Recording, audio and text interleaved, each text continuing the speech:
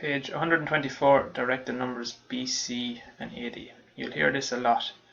You don't need to know what they mean, but BC means before Christ, AD means Anno Domini, which means after Christ. So the easiest way is to look at the timeline. Christ was born in what we call the year 0. 44 years before that, Julius Caesar was assassinated, 44 BC.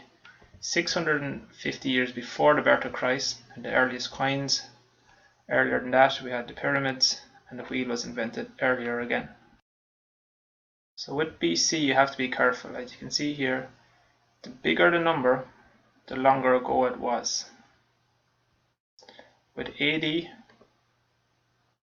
St. Patrick was in Ireland, Vikings, World War II. So this is just the year 1939.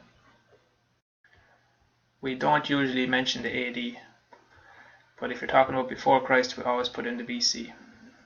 You don't have to remember what this means, but you might as well impress your friends and family by knowing that AD means Anno Domini. This is Latin.